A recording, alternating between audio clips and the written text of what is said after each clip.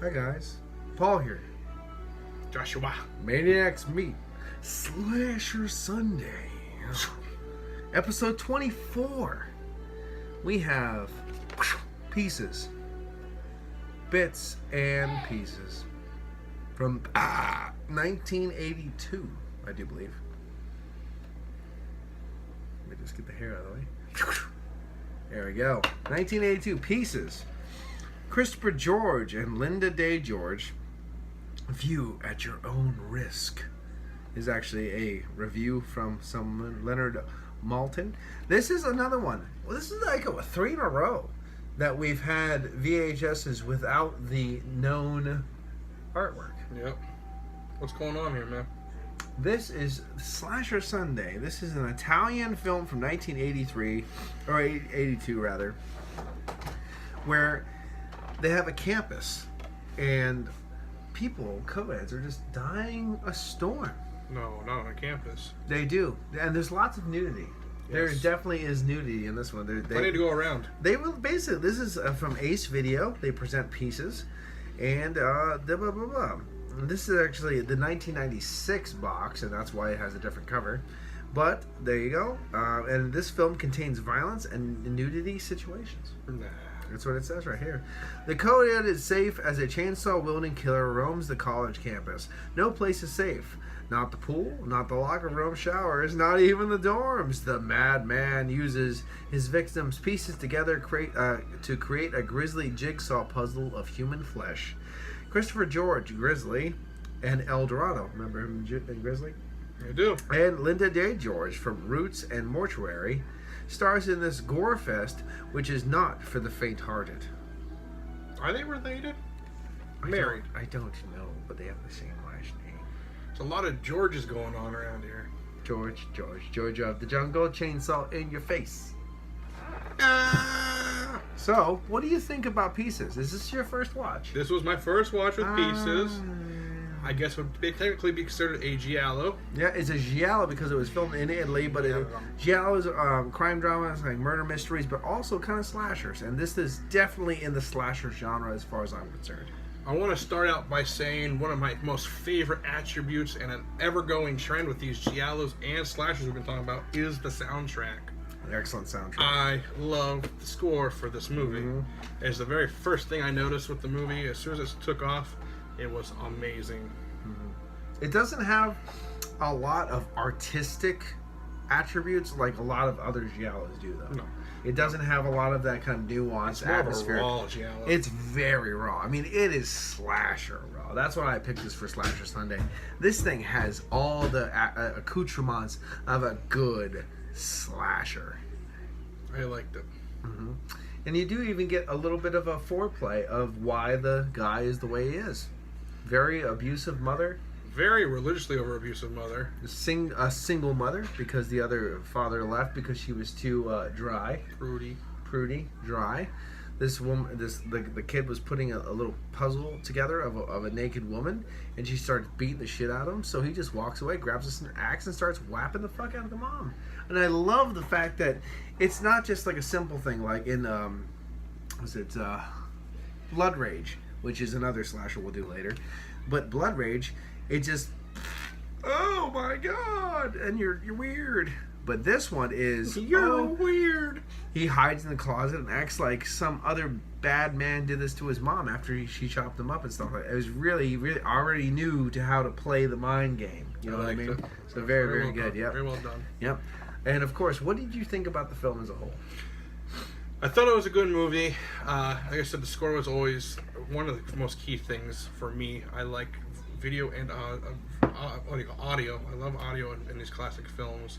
I think it's very raw for a giallo, like I said, and I think it's well played. And I like about the kills, something that lacked a lot of in the other movies is they have character. The kills, the girl getting her head taken off with the chainsaw after her head's completely gone, her body's still kind of like moving around, twitches and stuff, yeah. like because like you do, yeah, you would. You still have nerves and stuff like. That are dying. As nerves die, they twitch, like, they move, something you don't ever see. Usually when it's like one cut, you're dead, and that's it. The body just lays there limp and dead. Like, where the body's kind of like they had character after they were death, you know. So And they were definitely gory scenes. I mean, like, Yeah. there was no stopping the Nope. violence and gore in this film. nope, it definitely delivered, and I was very impressed with the movie all the way around. For me, being a first-time viewer, I really liked it. I liked the idea of the killer too. It's something that was different, where it's kind of, what do you call that? It's not. What's the word I'm looking for? Stereotypical. Yeah, he wasn't stereotypical at all. I don't feel. Maybe someone else that saw the movie would. It had that giallo kind of whodunit vibe. Yeah. But some slashers have that as well. I just liked his style though, like the trench coat and the hat kind of. Yeah, thing. absolutely. The mask, the Yeah. trench coat, the hat. I yeah. really feel it that was- it got who are you and the tall, violent guy. I love the use of the chainsaw. The chainsaw was kind of a something like I didn't expect it so liberally used. It's not. That's one of those movies. For a movie type like this, that is weird to see something like that used. It's usually more of a silent killer kind of thing. Yeah, or a knife, he used the knife a few or times. strangling. But like, I like when he blocks that girl in the elevator. She's like, "What's wrong?" And like right in the elevator, like, "No, fuck you, I have a chainsaw." And then it just like shows the cutting in and stuff. And He even got around, I think, just being playing out as like a handy guy or like a groundskeeper. yeah, exactly, because they kept on red herring Yeah. the groundskeeper as the killer, but he was too bulky. Mhm. You could almost see like he was too bulky for the actual killer, and he played a weirdo. Oh, absolutely. Like he was like, watch those ladies, Yeah. look out. Making weird faces and shit. You know, exactly. It's kind of really fun. One of my favorite scenes is when the woman is running away after she thinks she sees and hears someone, and all of a sudden she starts getting ninja chopped and ninja kicked and ninja, and the guy just falls over and passed out. The guy's like, "Oh, that's just my kung fu professor." I didn't know they had kung fu professors or whatever. They And do he's in like- Italy. He's like, "Oh, sorry, it's some chop suey. I was and I found up on the ground. Oh, must be something I ate. Oh, sorry, bye bye." Very well done, your son. He waxed on and waxed off a little bit too much because I wax off quite a lot, and it was weird because it was just such a random scene. He randomly came in and randomly said something stereotypically racist, and then randomly left, and it's just like, wow. What guy was so high he wrote that in? And what guy was so high that said, "Yeah, let's do that"? Sounds like a great idea. It does. Like, oh, this is fantastic. Let's do this. I kind of yet feel like it's something we would put in our movies. Yes. I'm going to now, actually. Just as a wink and a nod. A wink and a the nod. pieces. Must be that tough away. Yeah. But of course, it's going to be like, she said that's my milk. They don't even Must get be that it. chop suey. And then we'll go, Yeah. Oh, they got like an end of like an old sitcom. Yeah. Like we all sit there and go laugh and the credits roll. I can't wait to get real good editing gear so we can edit these shows so bad and cheesy. There's going to be a lot of those subliminal messages like cocks going into butts and stuff. Like a flash quick on the screen. Yeah, but Kinda like a 30-second flash where you just have to deal with it. And no volume, so it's just silent dick. Or we just focusing on a jar of mayo just sitting on the counter. I always liked that. There was a horrible joke I always heard growing up, and it kind of like stained me. I guess it was, and it was a young boy sitting with his grandfather, and the young boy's like, "What, Dad, Grandpa, or whatever what's a pussy look like?" He's like, "Son, let me just tell you this: a pussy I love this joke. Go looks ahead. like one of the most beautiful budding roses you'll ever see in your life. It's one of the most beautiful things. You'll want it and cherish it and the whole deal before sex. But Grandpa, what does it look like after sex?" "Well, son, did you ever see a bulldog eating a jar of mayonnaise?" Didn't. And that's one of those horrible things that it, like his mental picture. And I'm like, oh. I unfortunately heard that joke when I was quite young. Yeah, I was young when I Yeah, heard it, yeah. and I was younger. You weren't even probably half born yet when I heard it, because I was pretty young. I was half developed. Yeah, well, you were in mid-stroke. Let's just say that. Oh. I just think of fucking basket case. He's pubating. He's had a basket for a while. I found my basket case on VHS and VHS. or I have my basket case around basket here case somewhere. 2. And 3. I don't have 3 on VHS. I have Basket Case 3, but I've never watched Basket Case 3. Look cute for the camera. Too bad we couldn't use that as our thumbnail. That would be We fun. can't do thumbs down. Thanks a lot, you two, for being lame. You suck shit through a straw. Actually, I might be able to post pictures as the video, but we can't stream live. So, back to Pieces. Pieces, I'm falling to pieces. Pieces. And I'm falling to pieces. You know what I did not like about Somebody Pieces? put me together. What's up? The dubbing. But that's European dubbing. Yeah. It's an Italian film. In Italian films, like I said, we've said it before, they generally do not film audio. Because either they're doing it in an Italian dialogue, or they don't film audio at all because there's another film being built right next to where they're filming, so they can't use audio. But I liked all the things. I liked the voice of the Dean. The Dean's voice always reminded me of the guy from Cemetery Man, the mayor from Cemetery Man. So I almost thought he was the same guy, but just aged. But it wasn't him. Even though the Dean from Pieces did play in like Don't Open Till Christmas and a couple of other older Italian horror films I really like. So that's always good. Don't Open to Christmas is probably one of my favorite actual Christmas themed. Don't open till Doomsday. I always like Christmas Evil. Yeah, but everyone likes that. New Year's Evil is better. Never saw that one. Never saw New Year's Evil. It's better. I feel like it would kind of be like Terror Train in a way. Terror Train in a way. Without the she-male. She-male. She-male. Who's your favorite she-male? My favorite she-male. I'm gonna go with Bailey J. You always go with Bailey I'll J. always go with Bailey J. That's my problem. I have to think a lot. What is my... I always liked Olivia Love. I don't know who she is. I always liked Olivia Love. Lena Kelly, like that. All right. Natalie Mars, like Natalie Mars. Okay. Bailey J, of course. I always like Bailey J because I'm sure she was like one of the first trauma transgender chicks. Yeah. That's why I love Trauma. I don't know. That's a hard one. It's a hard one for me to answer right now. Has literally nothing to do with the movie. No, it doesn't. I don't know. We got ADD sometimes with these films. I don't. I do. You just go off the rails. I say weird shit, get back to it. Say weird shit, get back to it. You go. Well, let's get back to it. Let's get back to Pieces. What's your favorite kill? My favorite kill in Pieces. I have something that I just feel... There's so many great ones. Okay. Like the elevator one, you know, thing like I like the one where the girl goes in there, and then when they find her, like the cop vomits and shit like that. Yeah. They just show that the whole scene, and you know. But I actually like the again we're missing the naked brutality of most films. I think you're farting and it's horrible. I'm not farting, I'm burping. Yeah. Oh god. That is C diff probably. I love it. But my oh no, it's my shirt actually. Oh. No, it is my shirt. My shirt. I pulled it out of my musty drawer. It's not like the back. Like, no, it's my shirt. Oh my god! It's the smell of fucking Britney Spears' crotch. It is. It is. Britney bitch. When he is throwing that girl with the knife, not the chainsaw this time, but the knife, and throwing her on that water thing there, and you can just see the blood rushing out of her. There's blood all over the place, and he just keeps going. It's all slow mo, and I'm like, yes.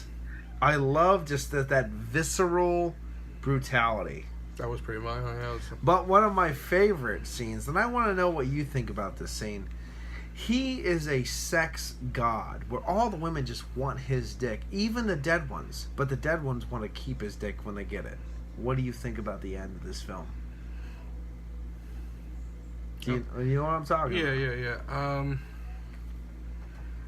Because that was the joke about the film. Well, how do you keep getting these girls? I don't know. They just come to me, though. They just need this. And I love that. I almost like... It's an arrogance, I feel like, about it. I think there's like a play on terms here, because the dead girls even want his dick, but they're not going to give it up when they get it. Because they rip his balls off. Yeah.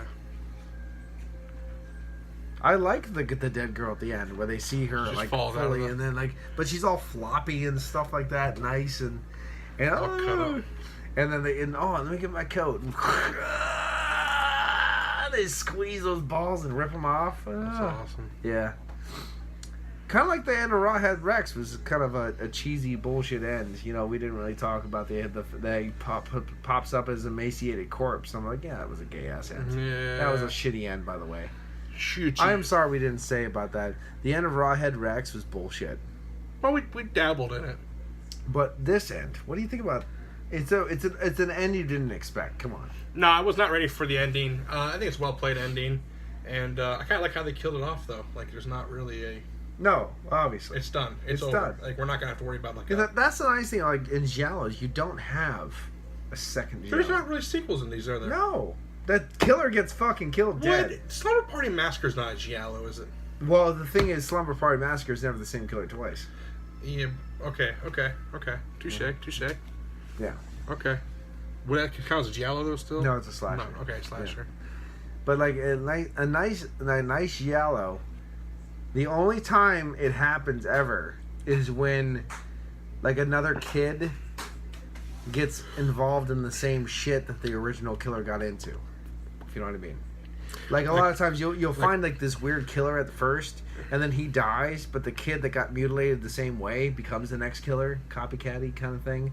Kind of like My Bloody Valentine. Okay. He sees the killer kill his dad, then he becomes the killer later. That kind of weird ass shit like that. But yeah. Yeah. I have my favorite kill. Can I talk about my favorite kill? No. Oh. We're waiting. You didn't talk much about the film. We're waiting. I want to talk about. I love the beginning. I think that's probably my favorite kill. Is that one with their mom? Well, yeah, when he kills his mom. Yeah. Because I know I didn't grow up in a religious home, but I have a lot of friends that grew up very religious, and I can almost hear them talking about how they wanted to do shit like that, to the point where you're just hindering my life so much. Let me be me, and them just taking an axe to their mother's skull. Metaphorically speaking, this kid literally went to the extreme and did it, though. Yeah. But like taking a dick to your mom's eyeball. Yeah, that's an ever growing thing, I think, especially in today's world where they're so over religious. You're not letting your children be children. Do you think there's more over religious people now or back then? Now. Really? Yep. I think religion now is bigger than it ever has been, and I explain that for one reason. Have you seen the last election? It was a religious election. When Trump is all like talking about how we're gonna bring Christmas back and all this shit. Not that there ever was a fucking war on Christmas. You could always say Merry Christmas. Somewhere along the lines you couldn't. Well, there's a lot of ignorant people. I will say that. No, absolutely, on both parties too. Yeah, both sides. Both sides. Well, absolutely. See, the thing is, like, if you live in PA, right, and you stay away from the cities because the cities harbor the rats. That's where the rats live. But the more you get out in the country, all you saw was Trump signs. I drove, because I remember in 2016 I drove to the Evans City Living Dead weekend. Trumps. You never saw a single Hillary sign everywhere. My mom is a Democrat. She got raised a Democrat. We were a Democrat family. She goes, I will never vote for Hillary. I'm voting for Trump because fuck this human being. The reason Trump won is because the Democrats elected Hillary. So guess what? It's your fucking fault. If you're pissed that Trump's the president and you're a Democrat, blame Hillary. Hashtag blame Hillary. Yeah, no, we're seeing a repeat of that too with this next election coming up with Biden. Yeah. I can see Trump get another. I'm like, he's not gonna get another 4 years. Well, you have to understand, every president will run twice. Yeah, absolutely. Every president, would you not? Unless you're Kennedy. Yeah, but every president since I've been 10 has run twice. Yeah, I think so. Yeah. Or before that. Well, no, a lot of them have. Yeah. Why would you not? Why would you not? And the other thing is, the funny thing is, in my life, the two-thirds of our lives, either a Bush or a Clinton was in fucking power. Yeah. Well, Bush will always be in power. We all worship the Bush. We always worship the Bush. But no. Read my lips. But like, I think with over religious zealot idiots. I think it's now. I grew up with more I have so many friends that grew up in that state of mind, that household where it's just so religious. That so stupid. It was really stupid. Like, I'll use an example. My ex-wife and her brother did not ever trick or treat. I took my ex-wife trick or treating for the first time when we were 15 because she was brainwashed her whole life that Halloween is a satanic holiday. And it's the devil's birthday and everything. I'm like, what the fuck? Who told you that? Like, it's not.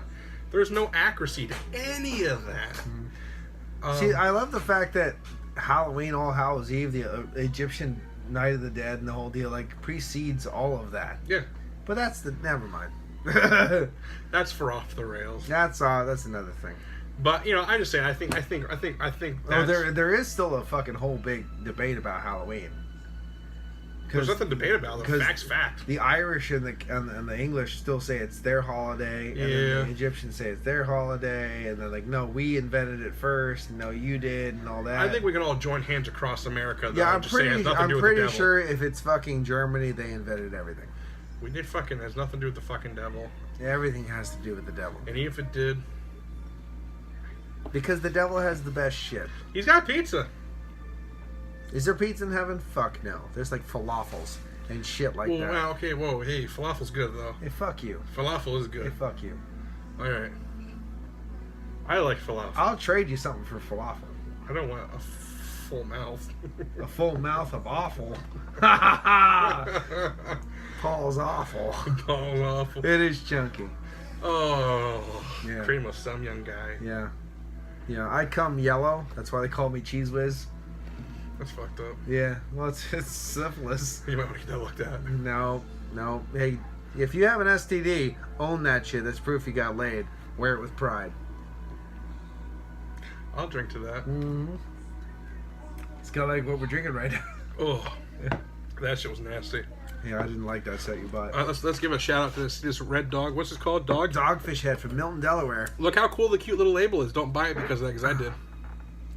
And it's called Dragons and Yum Yums. Dragons and Yum Yums. It looks fun. It looks like a cover of like. Boy, my fart smells like your burp. My shirt. Your shirt, yeah. Oh man, dude. That's gnarly kill. That's gnarly good. But it has cute little rainbows and whatnot. See this? Don't buy this. It's terrible. It's hard. Let's get back into the movie pieces. Yeah. What do you think? I like the movie. What would you give on a your scale and a overall scale? My scale, I give it an 8. I give it an 8, and I think for the average moviegoer, I would say probably at least a 6.5. Okay. I'm going to give this one a 9. I think it's really great. I like a lot of, basically everything about this film. The film has everything I kind of want out of it. Overall, I'm going to give it a 7.5. I think a lot of people can get into pieces. I think so too. That's why I say. There are like films like 3 on the Meat Hook and stuff like that that are a little bit grainier, harder to understand, harder to watch. This one has good filmography, story, plot, acting, the whole deal, nudity and gore. I think it can hold a lot of a different audience for a better. It did well with. This is a movie not only a horror fan can enjoy, but a murder mystery fan. Exactly. It really plays well with the red herrings. I think it can hold an audience a lot better. Absolutely, it doesn't give the red. Watching some of these movies, they're like, "Oh, wow, that's the killer right there." Yeah, there we you already go. knew that, But like, it doesn't play like that. To me, I don't think it does. You know. Yeah. Maybe some people could put it together faster, but whatever. But this has been Paul and Joshua for Maniacs Meat, episode 24, Slasher Sunday Pieces. Yeah, you like the film? I love it. I love the film too. Well, hopefully you do too. It's on YouTube. It's on YouTube. Actually, all these films that we watch are on YouTube. Is Rawhead Rex? Yes. Rawhead Rex is on there too. So please enjoy them. Let us know what you think. Comments, opinions, blah, blah, blah. Like that. Submit and subscribe. That like button. And we're on Instagram and Facebook now. Yep. We're going to do a Periscope, but someone didn't charge their phone. That was my fault. His fault. Fuck Periscope anyway. Fuck them. That's all rich kids. Rich kids with the goddamn dildos. Anyway, Periscope's not even ready for us. Fucking YouTube still isn't ready for us. We're getting bad comments because we dress like Nazis. Yeah. It's called satire. Sometimes the flat tire of life it doesn't get the satire. Anyway, I'm about done with mine.